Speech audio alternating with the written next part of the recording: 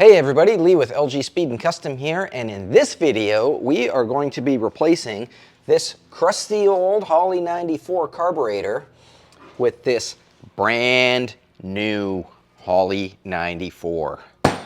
Along with that, we are going to throw a fresh set of spark plugs in, do an oil change, and then replace the speedometer cable because the speedometer cable broke not long after doing the transmission rebuild on this. I think I had too sharp of a bend in it and it was just binding, so we're gonna replace that because tomorrow we are gonna go on a road trip with this up island to see a couple bands play, and I wanna see what kind of fuel mileage this carburetor gets compared to the old worn out Holley 94 that was on this car. So, let's get into it.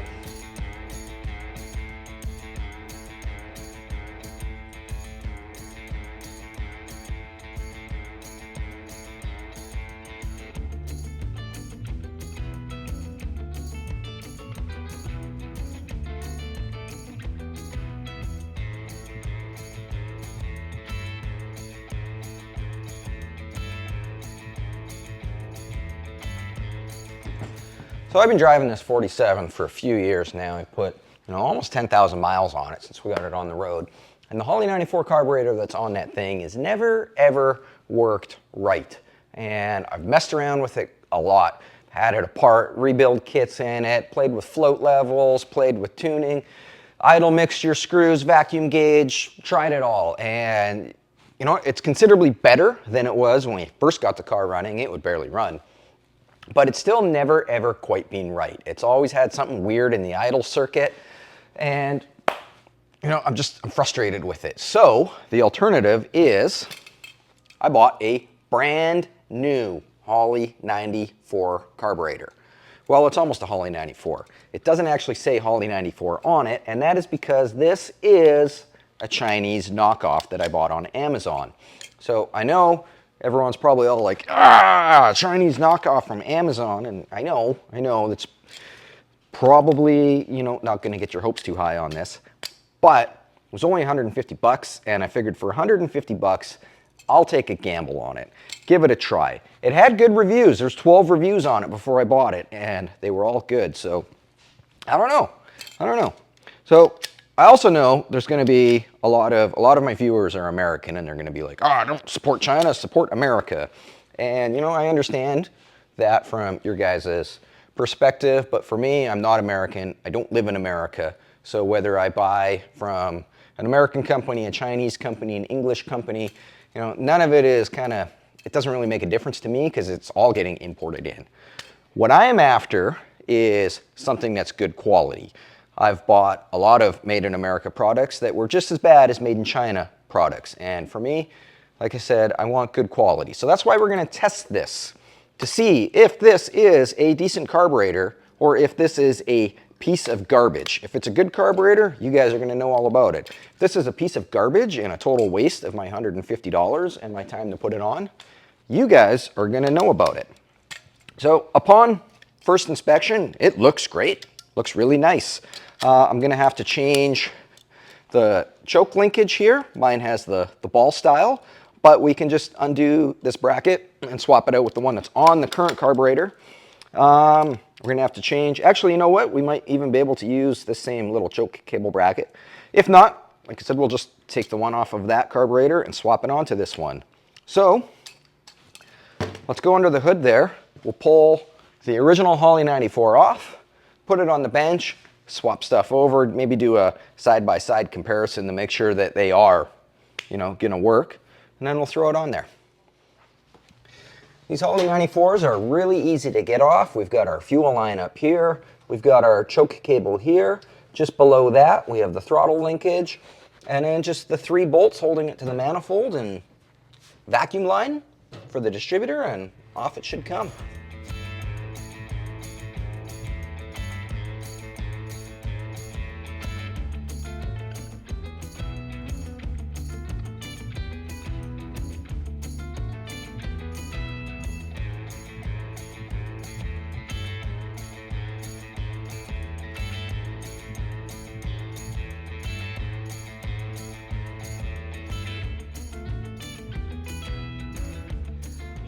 So side by side, they're I don't know, they look pretty much the same to me. This bracket is slightly different, but I don't think it's going to affect anything. You know what, it might even just look different. Yeah, it's just because of the way I was holding this carburetor, wasn't sitting flat. So I think they're the same. We got to change these like we talked about. This I'm going to change as well because my choke cable ends here. So if we have the bracket here, it's not going to actually clamp on the sheathing. Over on this side, they pretty much, again, look the same. This carburetor is supposed to have this little tab down here. That is for the throttle rod on the dash, which my car doesn't have anymore. Our top is a little bit different. I think this might be what they would consider the truck top. I don't 100% know, but regardless, I mean, this is still like, there's Holley 94s that came with this style top, so that's not gonna affect anything that we're doing. I think we can just swap the choke brackets over and we'll put this on. Oh, we're gonna have to change or put this fitting in there for the fuel line. This did come with a barbed fitting that threads in, a gasket, and it came with a different linkage rod there, or I can't think of what those are called at the moment. But yeah, that, you know, I don't think we need any of that, just the gasket out of there. I've got everything all swapped over onto the new carburetor. It bolted right on, no issues at all.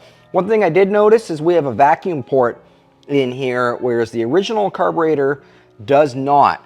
I went over to, I've got a bunch of carburetors over here, and if we look at these ones, these original ones, they've got the same choke linkage as what I just took off, as well as they have vacuum ports.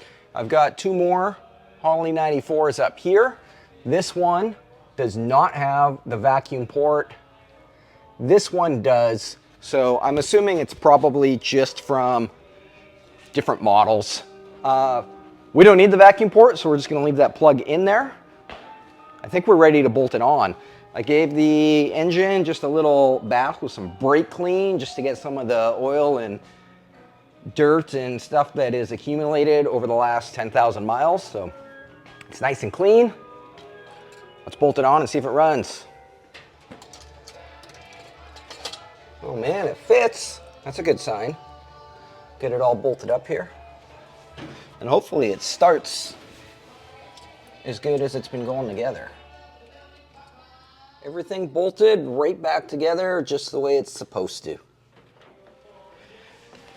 I didn't prime it or anything, it's still bone dry. I'm hoping that the fuel pump will just fill it up right away.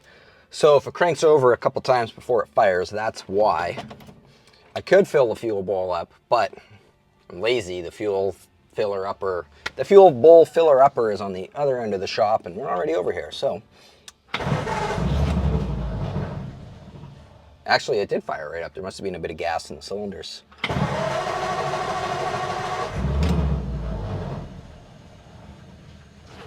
It's running! Whoa! All right, let's turn the idle up a little bit. That seems happy. Still has that same stumble it's always had. Play with the idle screws a little bit.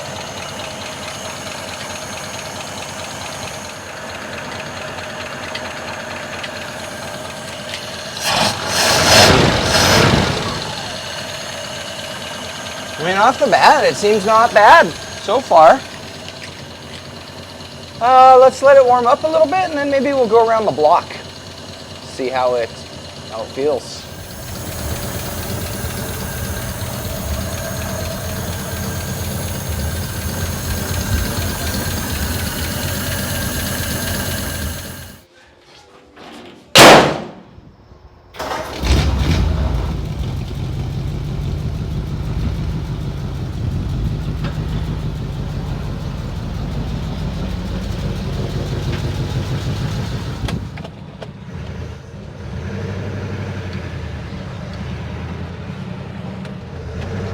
So, like I said, it's still got that little bit of a stumble to it, but the throttle response is quite a bit better. It's still kind of cold too. The temperature's only up to 140 degrees, so that might get better as the engine temperature comes up. So, as of right now, I don't know if this is a win or not. It's pretty comparable to what used to be there. We'll go for a quick burn around the block, come back to the shop. We'll throw those new set of plugs in. These plugs have like 10,000 miles on them, so I don't know, how long are spark plugs supposed to last? Anyway, we'll put a new set in, give it a try, and then tomorrow we'll hit the highway.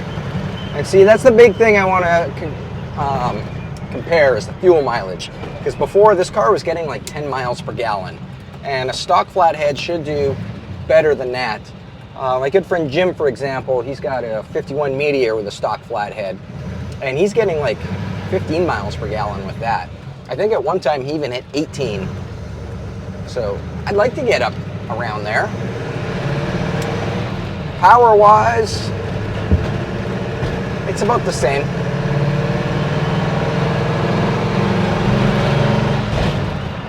But who cares about power? It's a stock flathead. They're slow.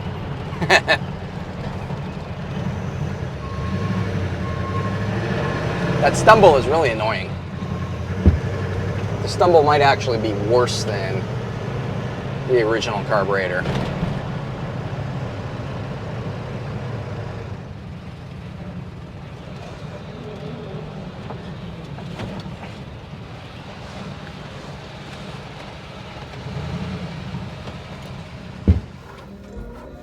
While it's still a little bit warm from our trip around the block, I'm going to dump the oil out.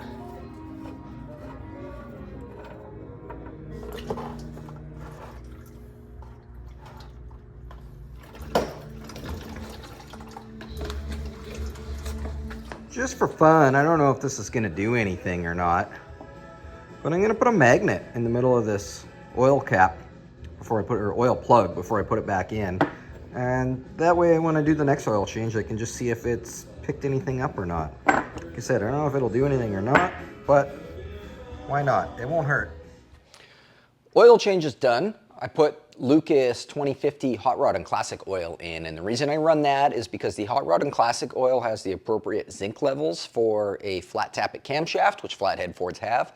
And I like the 2050 viscosity because it doesn't leak past the rope seals as easy as like a 10W30 or even 5W30 would.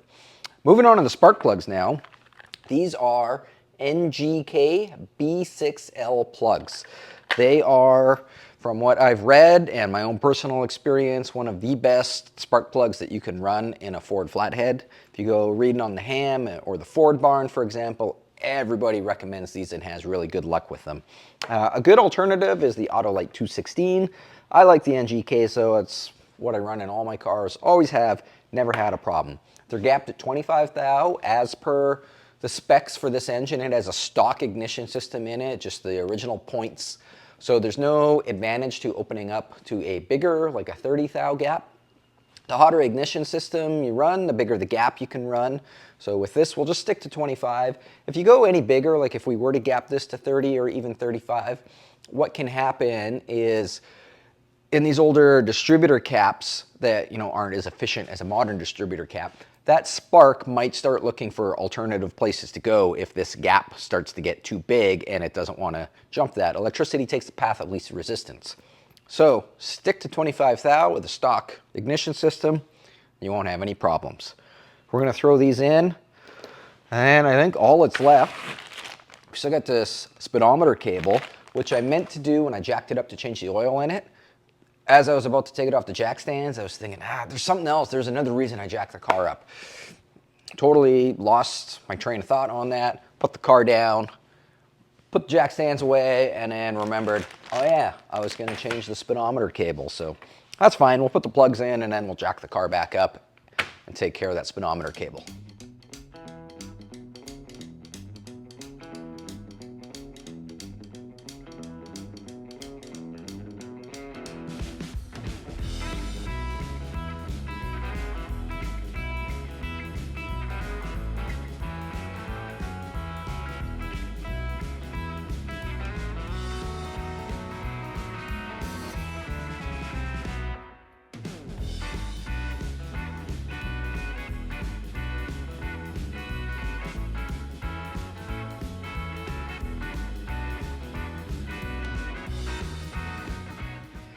Plugs are done. I've moved on to the speedometer cable now. It broke right where it comes out of the torque tube. So I thought I could cheat and just pull the cable out from the sheath, but it's not gonna come out.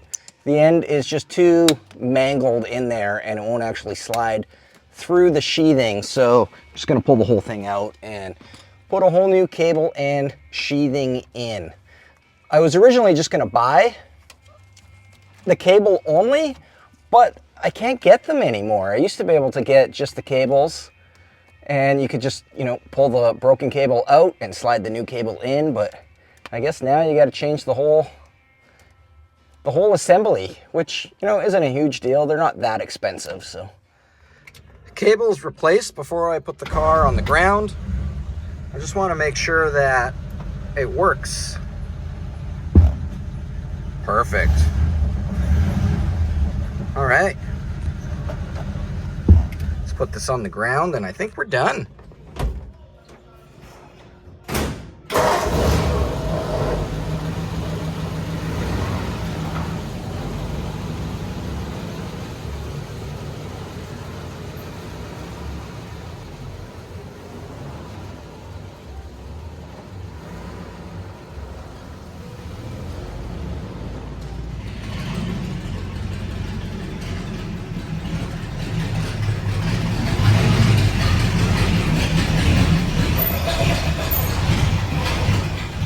Okay, it's the next morning. I just finished detailing the inside of the car, vacuumed all the Doris hair out, wiped the dash down, clean. There was some, Shannon thinks maybe a Fig Newton stuck to the seat, so that's cleaned off now. And we are ready to hit the road. Yesterday when we left the shop, at the end of the day, we went over town to the beach just to hang out for a bit. And I noticed on the drive down to the beach, the speedometer cable was making a funny noise again. So I just took the speedometer cable off the back of the speedometer and I squirted a little bit of lubricant in the back of the speedometer and a little bit down the cable. So hopefully it's okay now. When I put it back together yesterday, I made sure there was no harsh bends or anything in the cable. So I don't think it's that.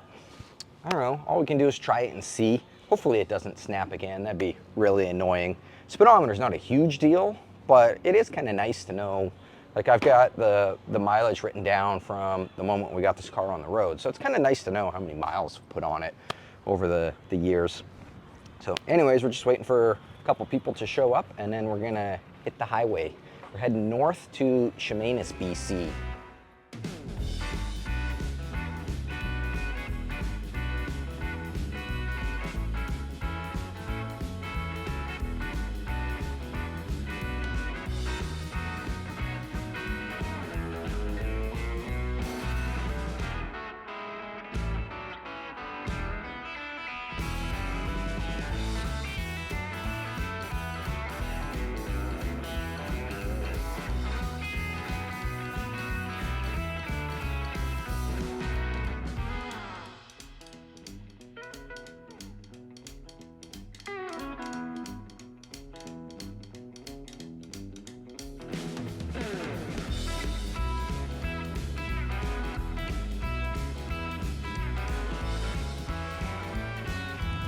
We're just at city limits, about to leave Victoria and hit the highway.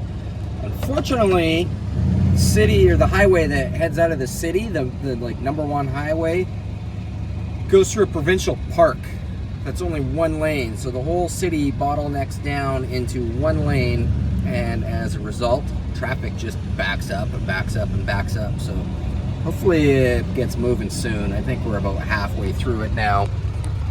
Temperature was at 200, it's coming back down now, so that's a good sign.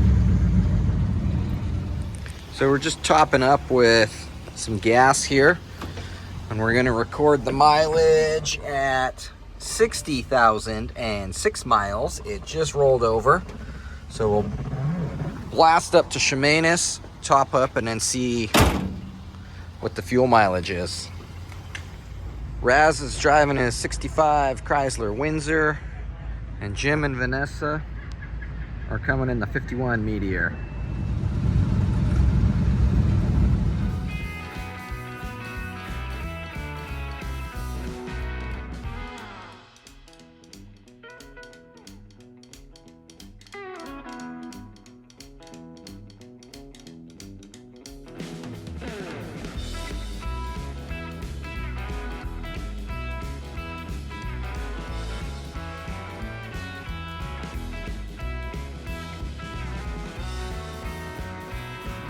We're at the Malahat Summit right now. We just pulled off on here to let Jim catch up. We got separated during that bottleneck traffic congestion mess. Man, that was frustrating.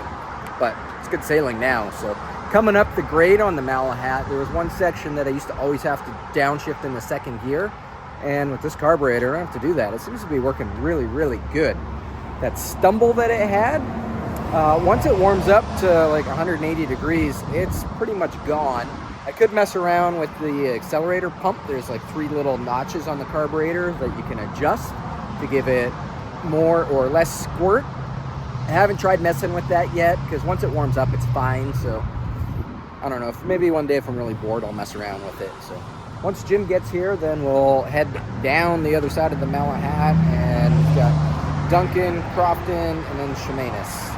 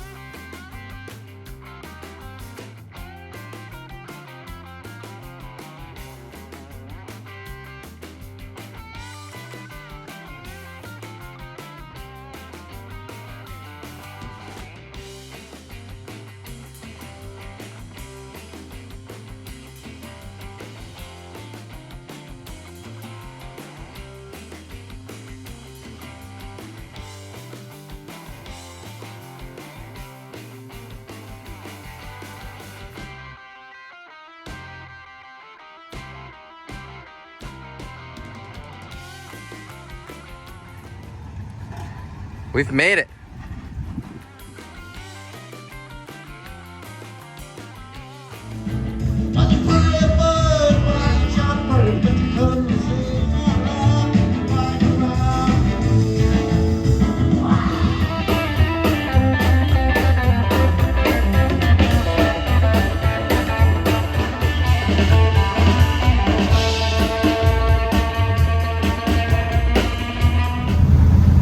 Show's over, we're on the move again.